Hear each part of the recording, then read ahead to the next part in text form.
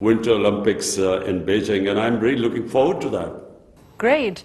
I understand that it is also your first visit to China since the COVID-19 pandemic began in early 2020. Of course, you'll be having discussions with your counterparts, with the Chinese leadership. So what are the issues you would like to discuss or you are discussing with your Chinese counterparts? Well, you know, Pakistan and China's relationship is one of those unique relationships that's passed through the test of time. It's gone through all the difficult phases which China has gone through and Pakistan, but our relationship has withstood that time. And in fact, the relationship has got stronger. And right now, the Belt and Road initiative of President Xi Jinping and the CPEC being one of the main components of this great initiative. My idea is also when I meet the leadership, Premier Li and President Xi Jinping, the idea is to take this forward now. It started off with connectivity and power generation. Now we want it to move to the next stage, which is industrialization, which is information technology, and above all, agriculture, because agriculture is the mainstay of our country. Growing population, we need food security. So it's very important that we cooperate with China for improving the productivity of our agriculture. I know that China and Pakistan has a very special relationship. Well, that's known to many people, to everybody around China and Pakistan, but to also a lot of people around the world. And it's called an all-weather strategic cooperative partnership. I am brothers in our way. So to the region, however, what kind of impact do you think this kind of relationship has brought to the region? I think it's brought stability because, because of our very powerful relationship, the whole region has basically been stable. We unfortunately right now, Pakistan's problem, and I think to some extent China's, are with our big neighbor India. And I'm one of those people who firmly believes that we should resolve all our differences through political dialogue. But as I said, it's unfortunate that in India we have a government that is an extreme nationalist government. There hasn't been a government like this in India since our independence 74 years ago. And this government, unfortunately, we find it very difficult to move forward with it, specifically because of Kashmir. Now, Kashmir is our only issue with India, and rather than trying to resolve that issue, India has made things worse. So this is a problem, and I hope that sooner or later we will resolve it through political dialogue. But other than that, really, China and Pakistan's relationship has brought stability to the region. Of course, Afghanistan is a common neighbor that is very important both to Pakistan and to China. What is the consensus between Pakistan and China on Afghanistan, and how can the two sides cooperate in this regard? Well, firstly, it's about the people of Afghanistan. I mean, the consensus between Pakistan and China is that no nation has suffered like the people of Afghanistan. For 40 years, they've seen nothing but conflict. And this is the first time there is chance of peace, because there is no conflict going on right now in Afghanistan. But the problem right now is the prospect of a huge humanitarian crisis, because Afghanistan depended upon foreign aid. Until the Taliban government took over, 75% of the budget of the Afghanistan government came from foreign aid. So once that aid left, the whole government is in a serious state of a crisis. I mean, they cannot deliver the services because they don't have the money, and and their foreign exchange reserves have been frozen. So what China and Pakistan, and I think a lot of countries, even the European countries, everyone agrees that somehow likes and dislikes of the Taliban government should be set aside, and the only thing in all our minds should be the almost 40 million people of Afghanistan. Half of them are in a very precarious position of food insecurity. There's a prospect of famine, of starvation, malnutrition. And so we agree that the top priority of everyone should be the people of Afghanistan, 40 million of Afghanistan. And as I said, half of them in an extremely vulnerable stage right now. Indeed, that is the humanitarian concern that also China takes into its heart very much as Pakistan. Let's, of course, come back to talk about the bilateral economic relationship, that is the China-Pakistan Economic Corridor Project, or CPEC, which has brought Pakistan direct investment from China totaling over $25 billion and created quite some jobs over the past 8 years. What do you think is the significance of this project for the economy and development of Pakistan? It's extremely significant because the Chinese investment which came in for connectivity and then of course for power generation came at a very crucial time in Pakistan, because we were facing twin problems. One was we were involved in this war on terrorism, and this war on terrorism cost Pakistan probably more than any other country, apart from Afghanistan. Pakistan suffered more than any other country. We had almost 80,000 people dead, and we had, over $100 billion lost to the economy. Our currency lost half its value.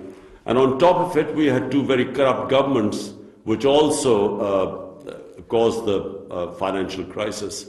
So therefore, China came in at the most difficult time for us, which is also one of the reasons why there is such love for the people of China, because, a friend in need is one you always remember, a friend who comes in when you really are desperate, and which we were. Now the CPEC is going on to the second stage.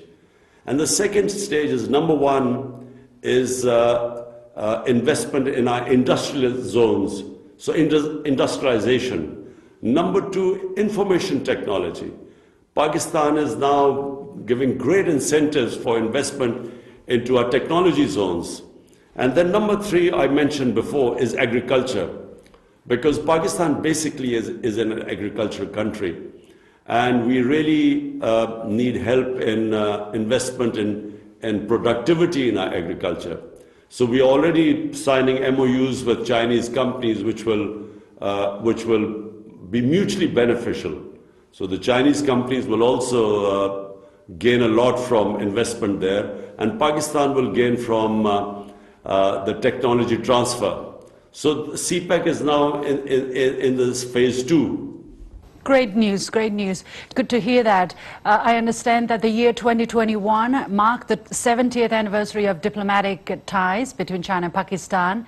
Chinese President Xi Jinping said the two countries should stand together more firmly, promote their all-weather strategic cooperative partnership, and build a closer China-Pakistan community with a shared future in the new era. So what are some areas where China-Pakistan ties can progress in the year 2022, of course, including the projects that you mentioned in CPEC?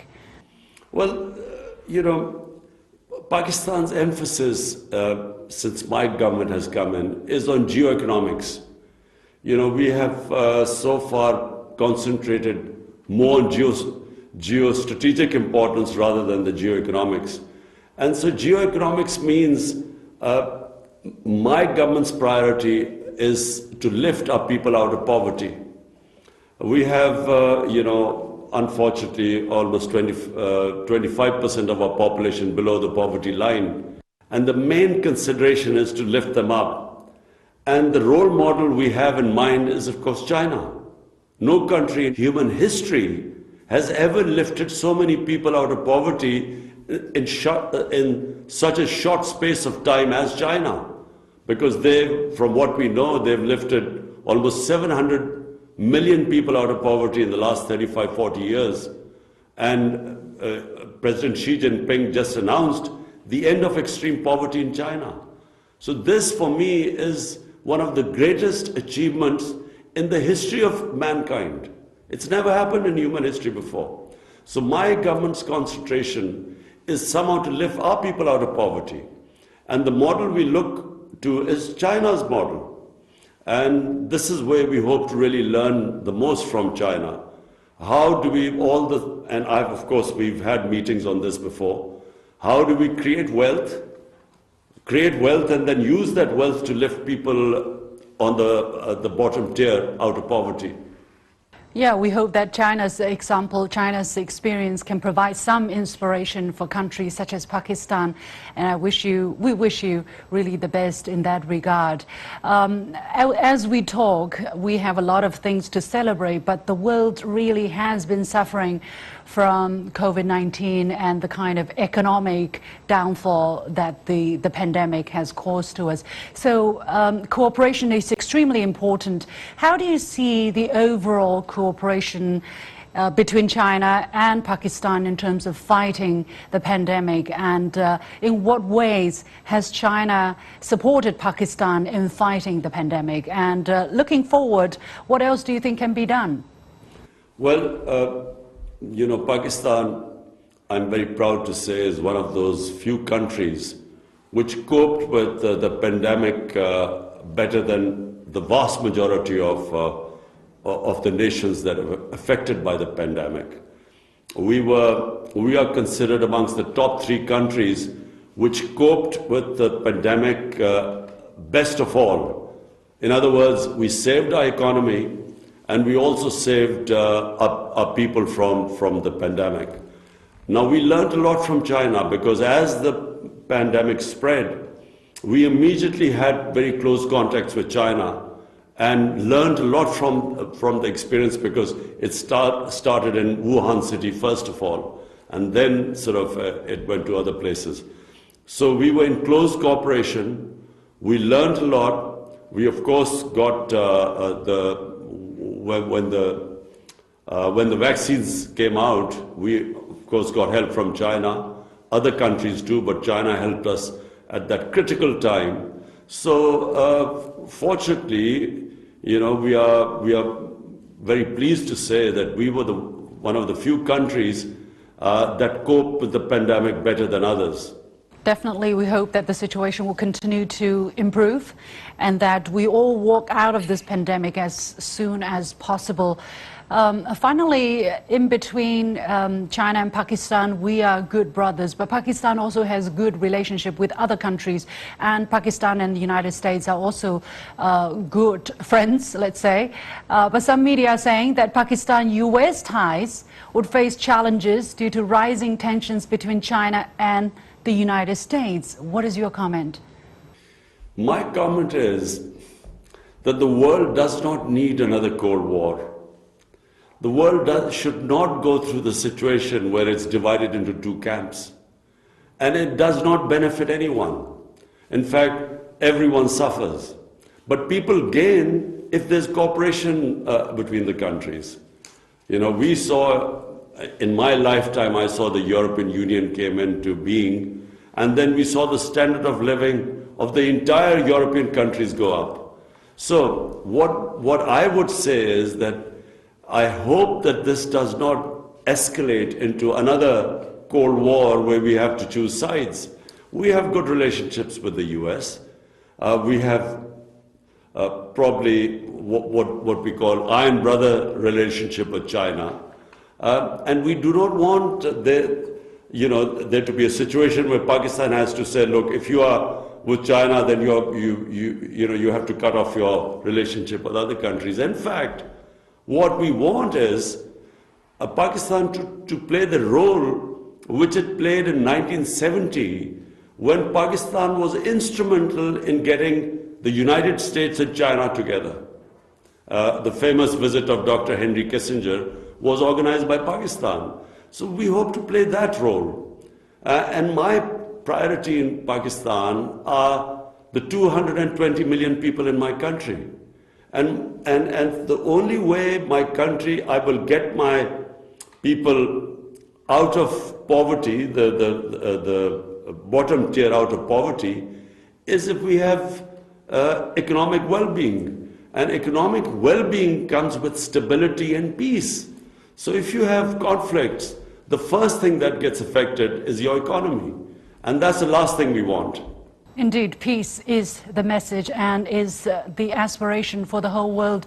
Finally, Your Excellency, if you were to give a message to the Chinese people who are watching this, who love Pakistan as much as the other way around, what would it be? Well, I want to wish the people of China happy Lunar Chinese New Year. And of course, it's the year of the tiger, which is my favorite animal. So I hope, this coming year brings peace and prosperity to China and the rest of the world. The same wishes from the Chinese people to the people of Pakistan, to you personally as well. Thank you so much, Your Excellency, Prime Minister of Pakistan, Imran Khan, for accepting this interview. All the very best to you.